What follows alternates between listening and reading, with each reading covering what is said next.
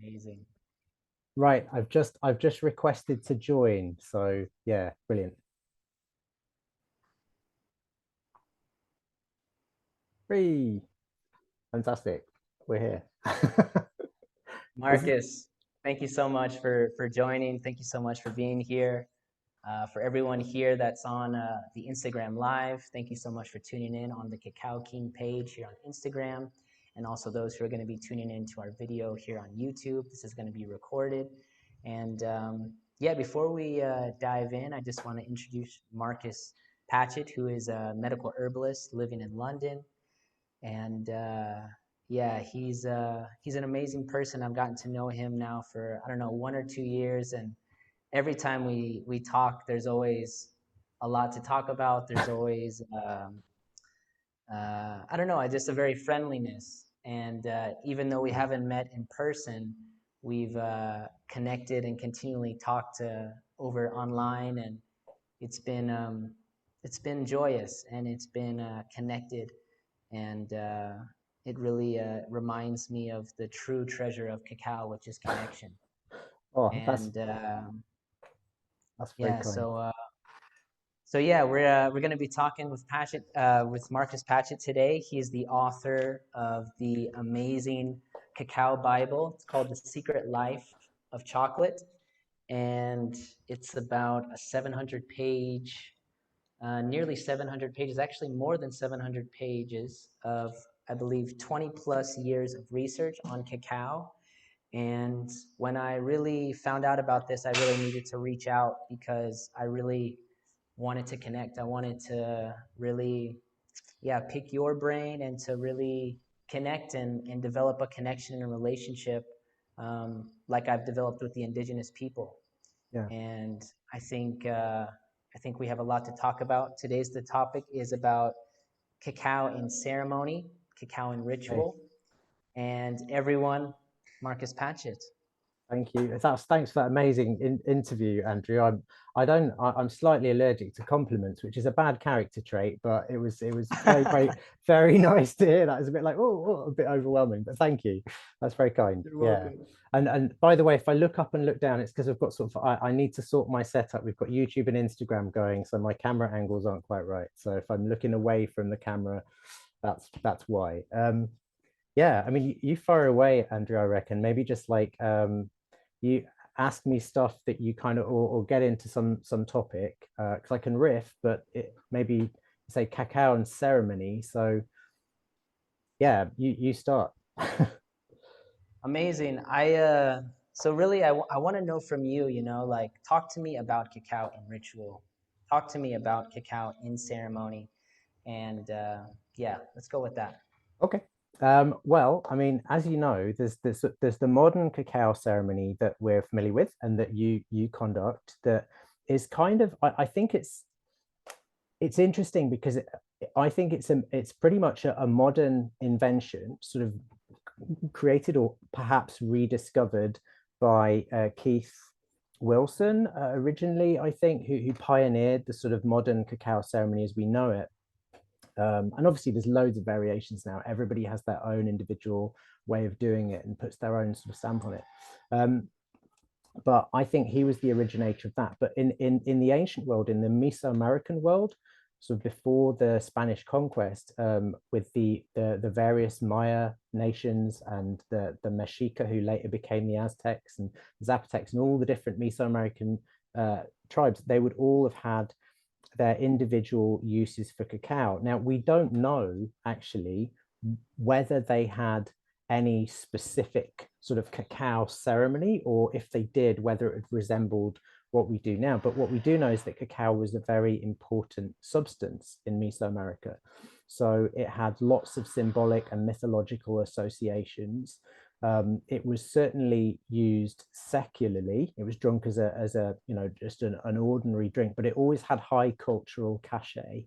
But the complicating factor is that we're talking about thousands of years of history and lots of different peoples. Actually, when people say the Maya, they're actually loads of different Maya groups over a few thousand years up to the present day. So that there were various different uses of cacao in all of those different societies.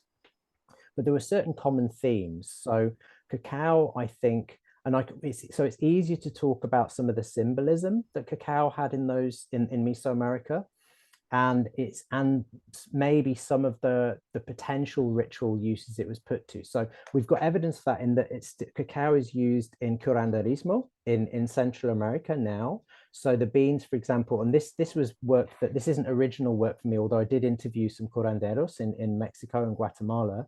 But Cameron McNeil's book on chocolate in Mesoamerica was a great source for this, because obviously she's collated the work of loads of different researchers into one book, hasn't she? So that was a good source too. And she talked about how one of the essays in her book talks about how cacao is used in curanderismo rituals to attract good. It's used as a sort of, so chilies were used in some curanderismo to repel bad, like as a sort of like to sort of projective thing, and cacao was used ritually to attract good, which I thought was interesting. And of course, there are certain groups now in Mesoamerica, like the Lacandon Maya and many other Maya groups. And I know you spent time with some Maya groups, Andrew, who still use cacao ritually today.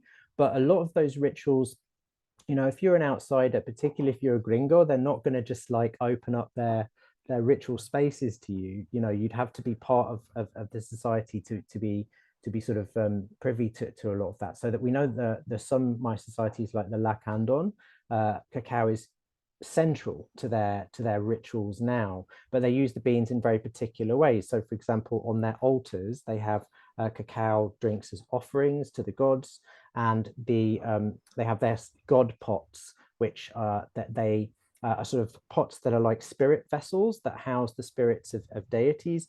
And they put cacao beans in the pots. They put 5 cacao beans in each of those god pots, and each of the beans symbolizes a different vital organ. So there's a symbolic link between cacao and vitality. So the vital organs be like I can't remember what they all are. It's in my book somewhere, but I think it's the heart, the brain, the diaphragm, interestingly, and then 2 other organs. I think maybe liver and kidneys, I'm not sure, but the 5 vital organs. So cacao is still used ritually in Central America today, and it's likely that those rituals have very, very ancient roots. But as I'm saying, there's a long, long history and lots of different groups. So some of the themes that emerge when you look at cacao in history, you can sort of, and I tried to do that in the book, is just by looking at some of the myths that cacao is embedded in. So for example, there seems to be an association between cacao and sacred. And in fact, I put this in, I think it's in chapter 8 of the book, Death by Chocolate, where I look at all the different symbolic associations of cacao in that chapter. And you've got sort of several different themes. So one of the themes is cacao seems to be associated in many myths with the underworld, interestingly, but not in terms of it's a thing of death so much as resurrection.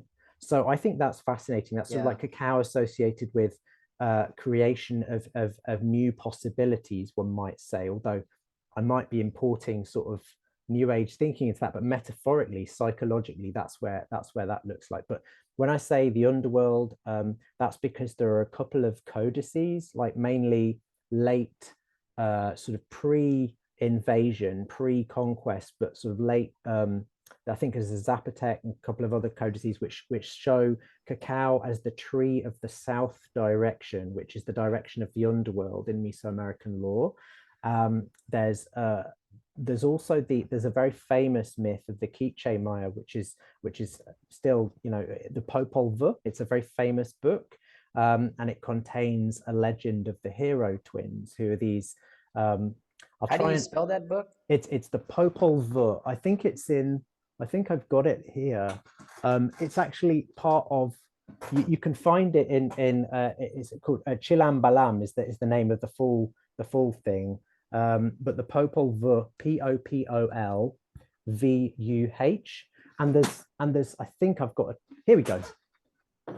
That's 2 different books. Chilam Balam is one, and the other one is the Popol Vuh. And there's this. If you're an English speaker, there's a great translation by Dennis Tedlock of that one.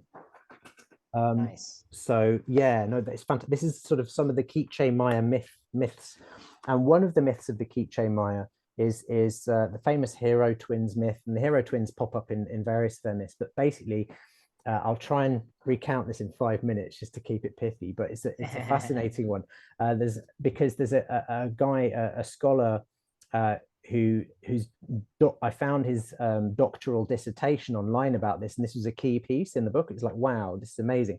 So the hero twins myth has it that these two sort of older hero twins, and they're playing the ball game, which is like the Mesoamerican ball game, and they're playing it, and the gods of death, who are underneath the earth, get really annoyed by the sound of the ball on their ceiling. Basically, they get Right. disturbed. So they send an invitation. This is the short version because there's layers to this, but they send an invitation Yeah. to the twins to come and play against them.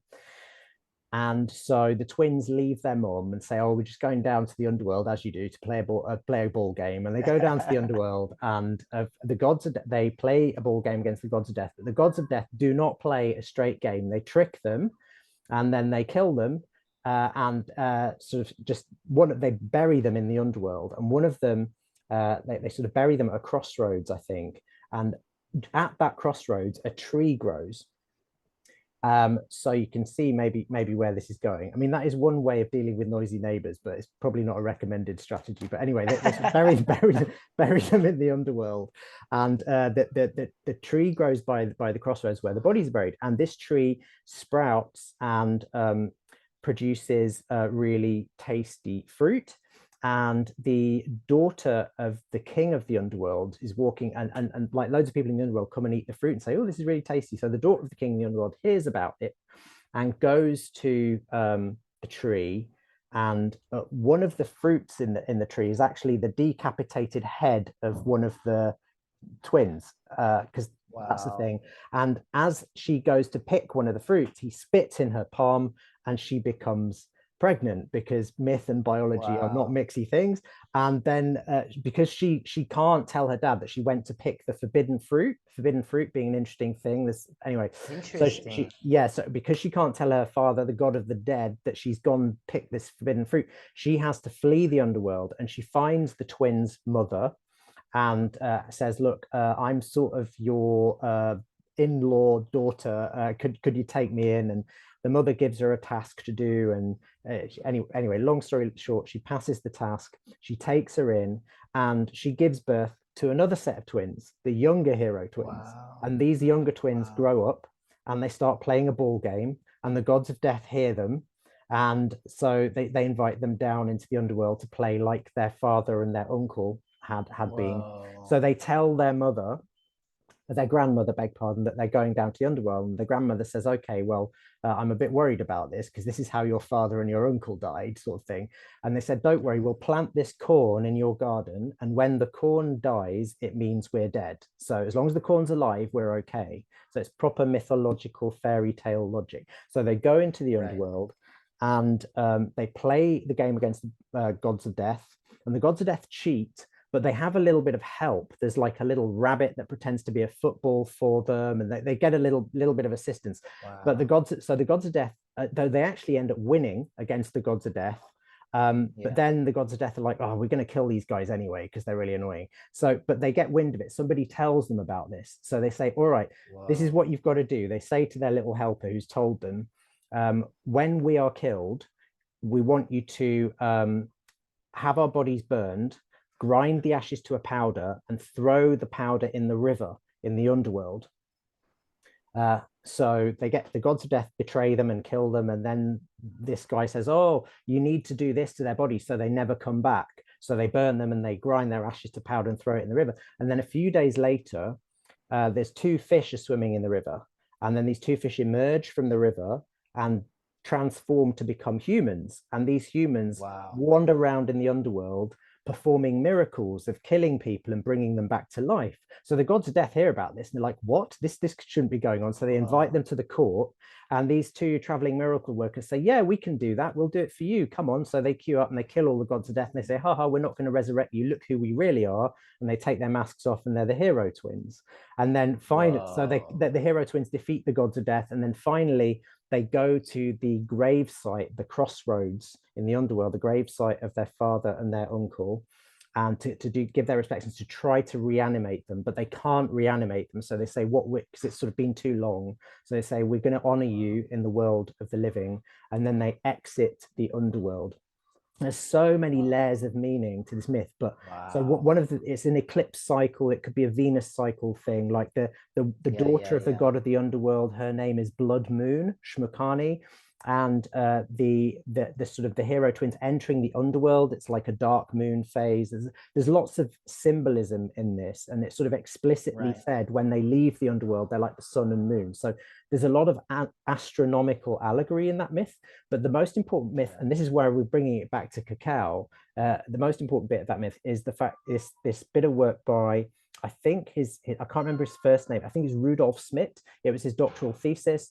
And he found, he spotted that this whole myth was actually about cacao, because the hero twins, he said, the tree, first of all, that loads of other scholars have said, oh, the tree is a gourd. Well, gourd has inedible fruit. It has inedible fruit. Cacao trees, we know that the actual pulp is quite tasty. It's tasty fruit. Secondly, we have lots of allegory, lots of images showing that cacao is associated with the underworld. We have it as the tree is the south direction. There's also a carving at Chichen Itza, famous sort of late classic, post-classic sort of, it's not really Maya, it's sort of Toltec Maya site, but at Chichen Itza, there's the Temple of the Owls, which is the Temple of the Underworld. The stelae on either side of the doorway at the Temple of the Owls have carvings of cacao trees with little jade discs all over them.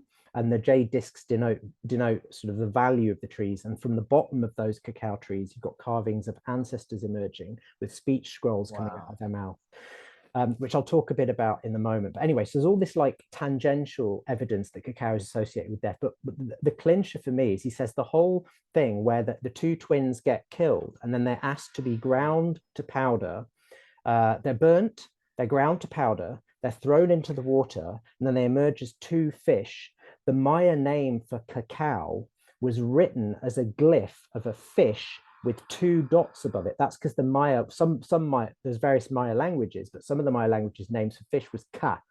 So wa was like, it was like a pun. So you see it on pottery that the name of cacao, cacaoa, was written as a fish with two dots, meaning you repeat that what's the word, syllable, ka, meaning fish, kaka, wa. So that's how they wrote cacao. So the hero twins are sort of like they get toasted, they get ground, they get mixed with water, frothed up, and then emerge as cacao. And cacao, and the interesting thing here is that you've got the maize which they planted in the garden. I missed out a little bit, which is when they die, when they're burned and thrown into the river, the maize dies and their grandmother's all unhappy. And then obviously when they emerge from the river as the fish, the corn grows again. And I talk a little bit about it in the book. There's various other bits of evidence, but that's one of the sort of key mythological myth cycles that it's sort of lost that it's about cacao, but to me it very clearly is. And so I'm very grateful to that guy Rudolf Schmidt for doing that work, because that was a really key piece.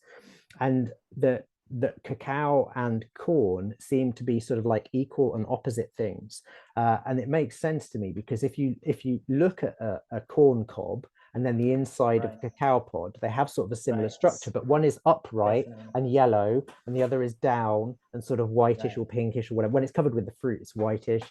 They sort of, one likes the shade, the other likes the sun. One is annual and has to regrow every year, and the other is perennial. It grows for many years. So it's like one is the sun and the other is like the moon, or one is above ground and the other is the underworld. Do you know what I mean? And together they're used to combine to make so many traditional drinks. So if corn is the staple food of Mesoamerica, like the sort of Mesoamerican equivalent of biblical bread or whatever, then cacao is sort of like, so corn is sort of like flesh and cacao is blood in a sense. And there's lots of myths comparing cacao to blood. And when cacao was given as an offering, it was Yeah. sort of compared to blood. And this was explicit Yeah. in the sense that there was a Maya concept of chulel, which is sort of, chulel is sort of like spirit stuff, and you find the chulel of ancestors in the blood. So it was envisioned as Mm. clouds, or as vapor. So when you burn incense at an altar, it would be like to evoke that chulel. And then in ritual, one of the purposes of ritual was to draw down chulel, was to evoke the ancestors or draw down chulel from heaven, sort of like spirit Yeah. stuff, and condense it into what shamans called its. The original Maya shaman, by the way, was called itsamna. So its was kind of like magic stuff, and certain substances were thought to be very high or rich in magic stuff, and those be natural substances, like I think blood, sweat, semen, tree sap like resins, and cacao. So that these natural substances that in some way were connected to life and maybe change Yeah. state a little bit. They could congeal or change state, or they're liquids that seem to be alive in some way and maybe were like literally within living things at one time. Cacao is sort of the odd one out there because the others literally are fluids or secretions from living beings. Cacao isn't, but it was seen as this repository of sort of life energy. So yeah, I'll stop there. That's Yeah, I thought it was very interesting what you were saying about the corn being like above and the cacao being below, like perhaps mm, the corn representing the sun, the cacao representing the moon. Because yeah, I yeah, hear about, people saying, how like they say mama cacao. yes. They kind of reference cacao as like as a feminine spirit. And Well, that so, that I think that's what that always intrigues me too. And I'm not, because I'm a herbalist at the end of the day, so I'm not an anthropologist. So this research is very much my amateur research. But from just digging into it, I think that there are a few deities that were associated with the cow. Some were explicitly female, like in that Popol Vuh myth, when the blood moon, Shmukane, the daughter from the underworld who gets pregnant and comes up, when right, she seeks refuge with the grandmother, um, I think the grandmother's name is Shmukane. I think Blood Moon's name is Shquick. Anyway, whatever. So when Shquick, the daughter seeks refuge with the grandmother gives her a task of, I think, um, get some sort of impossible task, like gathering whole sackfuls of corn from the garden, or she won't believe her and she won't let her in the house. So when she goes out to the garden, it's a bit like the Rapunzel story. They give you an impossible task to prove that you are worth it, and then you wow, have to do this thing.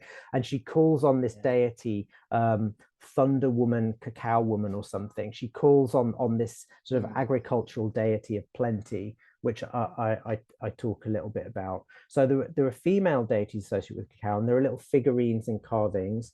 There's some evidence to suggest that the goddess Ishchel, the goddess of sort of healing and fertility, who was often rendered yeah, as a young woman, was yeah, associated with cacao. And there's a famous mural, I can't remember where from, but it's a Maya site. I can't remember which site, so I don't want to say because I'll get it wrong. But there's a Maya mural of Chak, the elderly rain god, and Ishchel, the goddess of fertility and healing, sharing a cup of chocolate with loads of little cacao beans stacked mm, up between them. So that to me is wow, like fertility in both respects. Like you've got Ishchel as the actual fertility of the body and the ability, yeah, the human organic fertility. And then you've got the god of agriculture and rain, the fertility of the land, and they're both sharing a cup of chocolate. And cacao was used in Maya society to sort of seal contracts. In a way, it's like on a yeah, social level that to trivialize it a bit, like maybe how we'd use champagne today. Do you know what I mean? Like we drink it at yeah, important yeah, things or yeah, whatever, like weddings and funerals, whatever.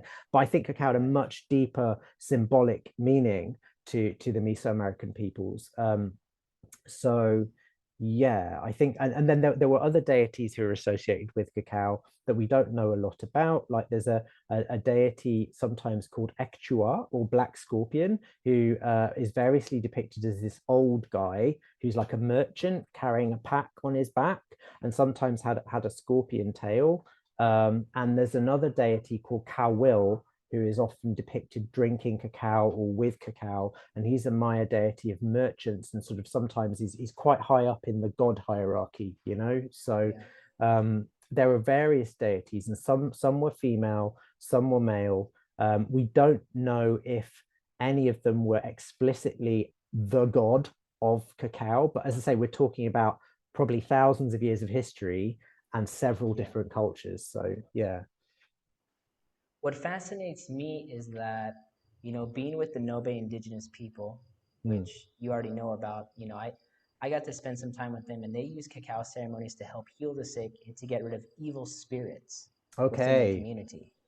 And now that you're saying, obviously in the book about, when there was like sacrifices, right? This Where is they yeah. actually literally sacrificed people. So I'm curious on like, what were like the different themes, and was it because of the certain moon, or I you this know, I don't know. I'd be speculating. What we do know is that, or at least as commonly reported, human sacrifice was a thing. It's probably over-reported by the because the what is this phrase, the victors write the history book sort of thing. So because the colonizers were sort of like really wanted to justify their takeover of the land, it's probable that those reports were exaggerated. But we do know that human sacrifice did go on. More common was auto sacrifice, that was a big thing we know for the Maya, where to show it wasn't just to show their reverence for the gods, it was also kind of like a repayment. Because and this is an interesting thing. When Christianity was imported and sort of really enforced on the native population, there were certain crossovers in the belief. Like, and the big thing that crossed over was that this thing about sacrifice, like in Christianity, you've got Jesus being sacrificed for the world.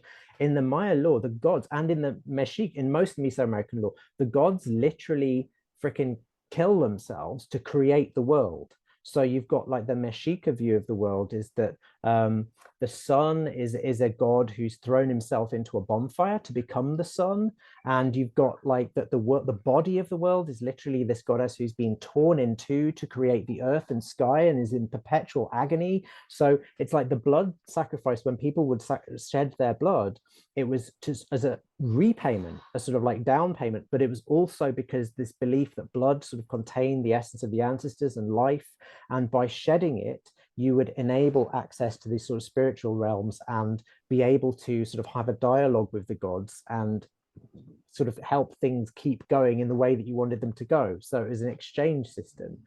Um, so I think that and there are Christianity came and said, okay, hey, you guys don't need to sacrifice yourselves anymore. Jesus maybe already did it. I think look, I mean, I don't want to, yeah, because here's the thing. I think one of the things I sort of point out in the book is often, obviously, we look at things like human sacrifice, like, whoa, that's bad. And I think objectively, morally, yeah, it is, definitely. But I also wonder that it's easy to sort of like get very one-sided about these things. I think it's also true that a lot of the indigenous populations, when they went to war, they they did sometimes practice total war. There were historical accounts of peoples who would try and eliminate or sort of like get rid of genocide and other peoples, which is obviously, that wasn't the usual. That was the usual thing, was because everyone had sort of similar beliefs. They would fight wars in order to get captives for their rituals, and wars were fought by a ritual calendar, and that was increasingly so sort of from sort of in the classic Maya era. This idea of the Star Wars was sort of a big thing. Wars were often timed to the Venus cycle. So when Venus appeared in the Mm. sky as a morning star, the wars were timed to that.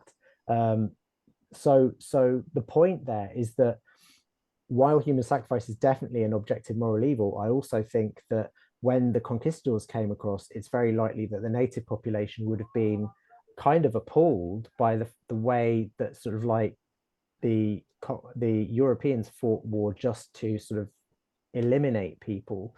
Like this idea of, Yeah. while total war was a thing, it was not the norm. So it's almost like, I don't know.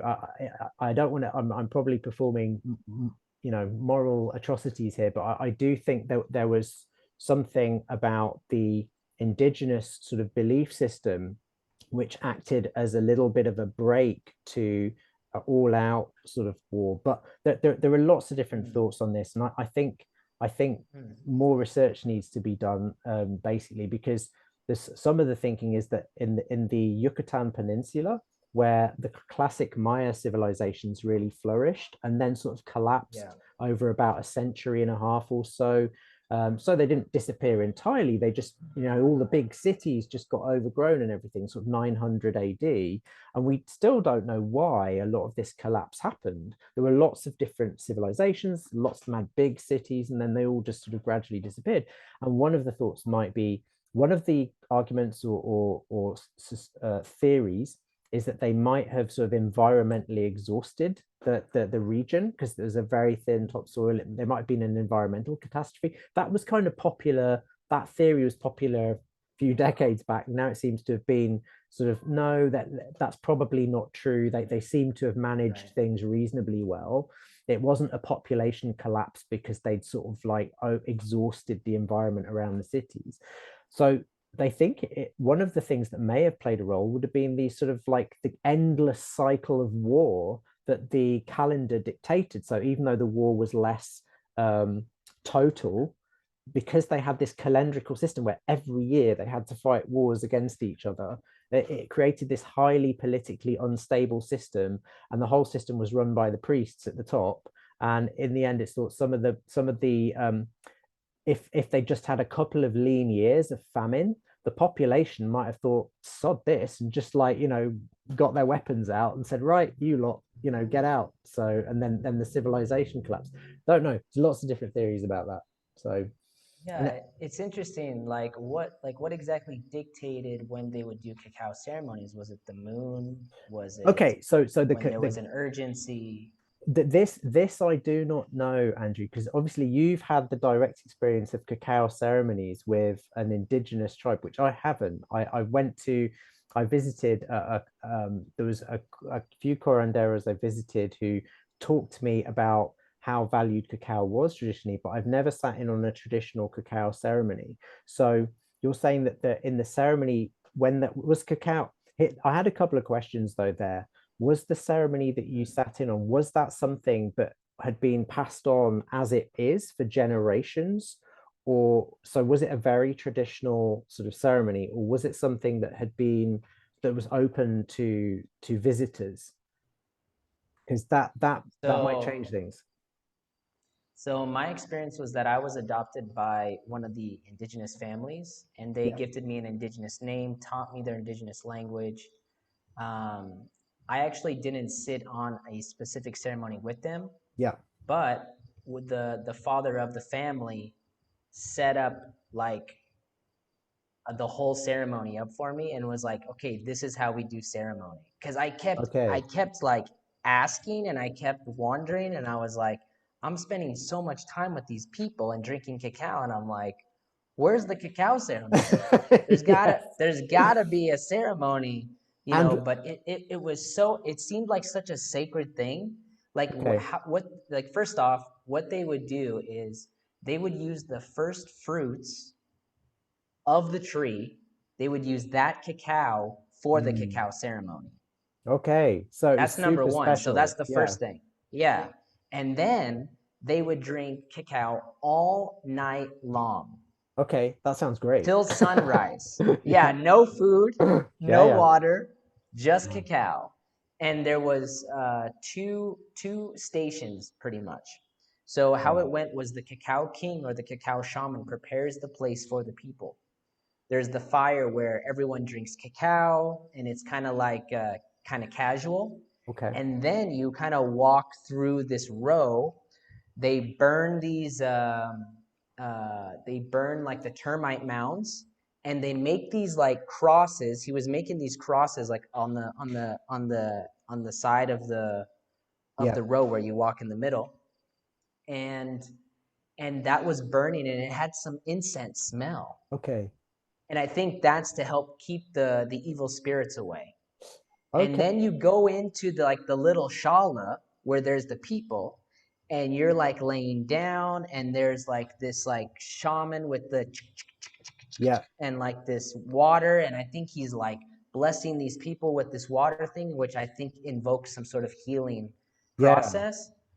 Um, Oh, and I mean, yeah, it sounds it's I'm gonna have to get the whole account from you one day, Andrew, and just like literally yeah, record it and put it in the next edition of yeah, the book, and maybe take a trip there, and if the people would allow me just to speak to them and interview them yeah, about it, because this sounds amazing. I mean, the difficulty yeah, is with some of these rituals and traditions, it's finding the origin point. So some of them, I'm sure, go all the way back, like far, far, far back, millennia back, maybe in some cases, and others have this overlay of sort of colonial beliefs. And then there's yet more, obviously, now the complicating factor is because cacao's got so big and so many people are interested in cacao ceremonies. Obviously, you're going to get people in indigenous communities going, "Hey, we've got all these gringos interested in all this cacao stuff. Let's create this." It sounds like because yours was within a sort of sealed traditional community. That sounds much more likely that there's a lot more authentic stuff going. But even so, we don't know how far back that goes, and because curanderismo itself, which just means the sort of like cure healing traditions, is very much a mixture of like old European, like old world folklore and new world or indigenous Mesoamerican beliefs. It's sort of like a hybrid.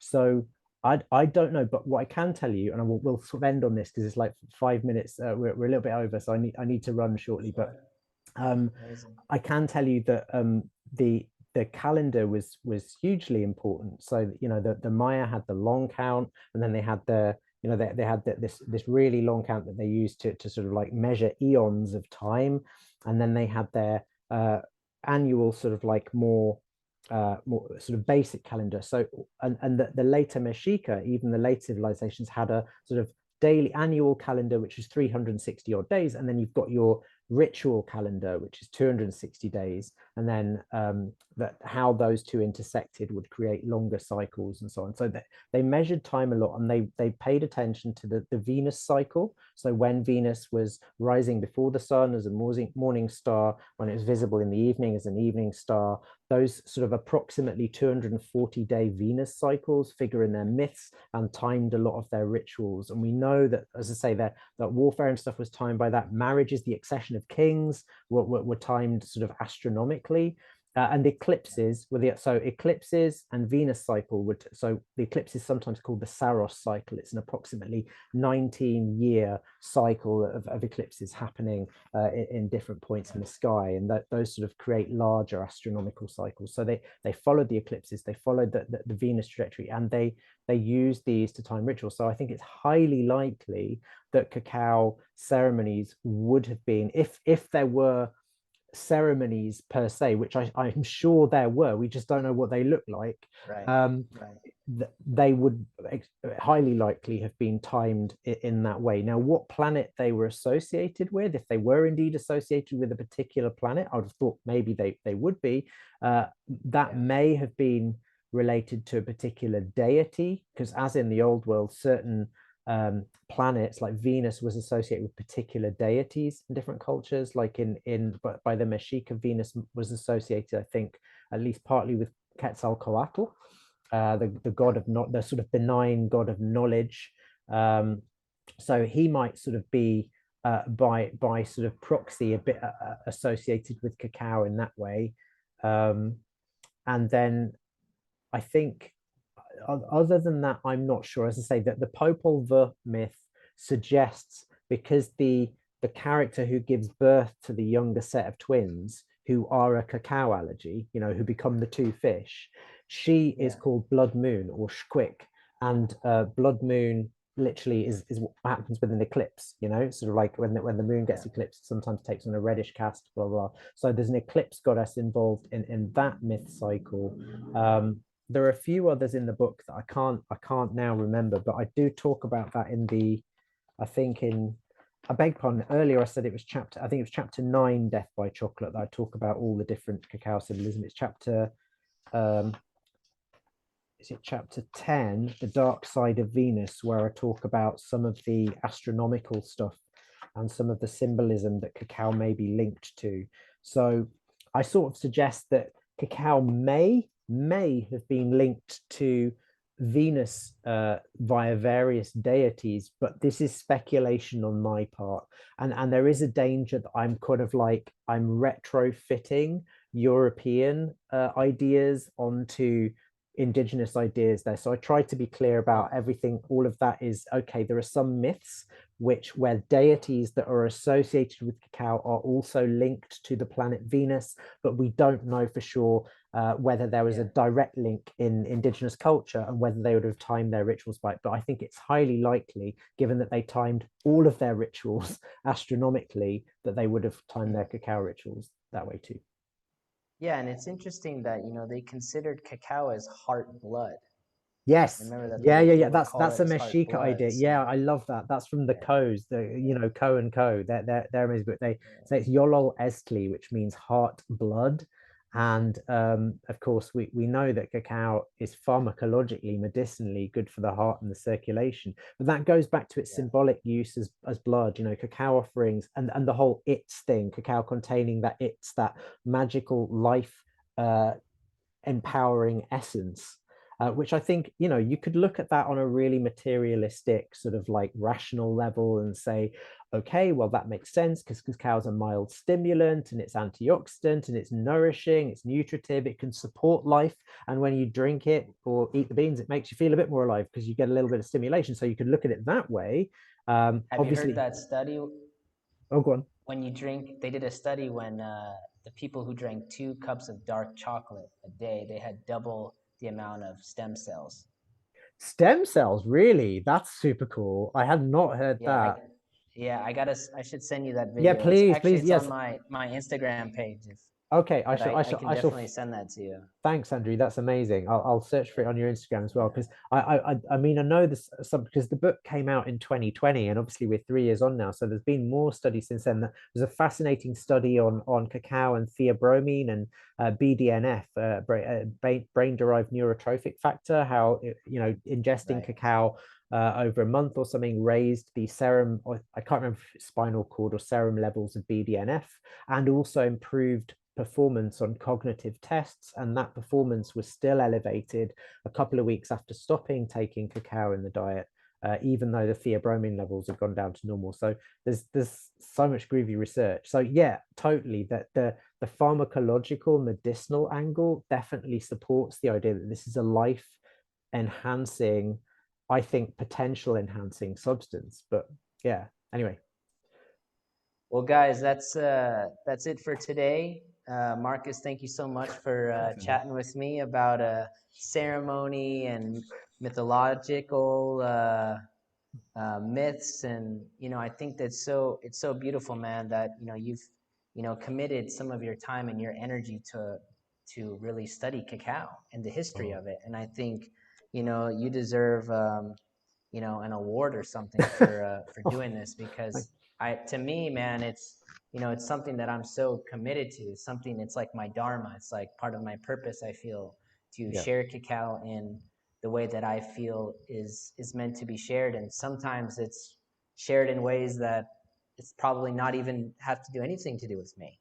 No, And I thank you for that, Andrew. And I really value this exchange because I feel like your approach, because I come from a very top-down, like academic, sort of like little, brainy, thinky, researchy thing, and you've gone in from some bottom up. You've kind of gone in from the roots. You've had some experience with the people who actually it's cacao is part of their culture. I'm sure I visited as and interviewed, but this is really helpful because you've actually had some on the ground experience and your path is to sort of actually work with the cacao in practice. So this is great. And it's thank like you for the having me. corn and the cacao coming together, man.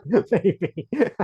Yeah, yeah. Maybe let's not stretch the analogy too far. Do you know what I mean? But yeah, no. Okay. Amazing. Cool, man. Well, guys, thank you all so much for tuning in today. Marcus Patchett, again, he's the author of The Secret Life of Chocolate, this amazing cacao Bible. There's so much packed information in here. So anyone who's reaching out and who is feeling called to get this book, I'll send the link. You can get it at Aeon Books. Did I say that right? Yeah, I don't know. Eon, I always say, but it does Aeon. So you say it either way, guys. Doesn't That's matter. right. Yeah. So AEONBOOKS. So aeonbooks.co.uk. And we're also going to give you guys a discount code. Just type in CA10.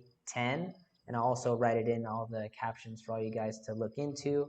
And the next weeks, Marcus is going to come on board with me on a chat. So book your calendar. Thursday, 3 p.m. London time, 9 p.m. Thailand time, and get to know Cacao a little bit more. And if you have any questions, drop them in the comment, and if we have some time, maybe we'll reach out and answer them for you guys. So Amazing. thank you all so much for Thanks, Andrew. tuning in. And Marcus, thank you so much for tuning in. Thanks, Andrew. Thanks for having me. Okay. Well.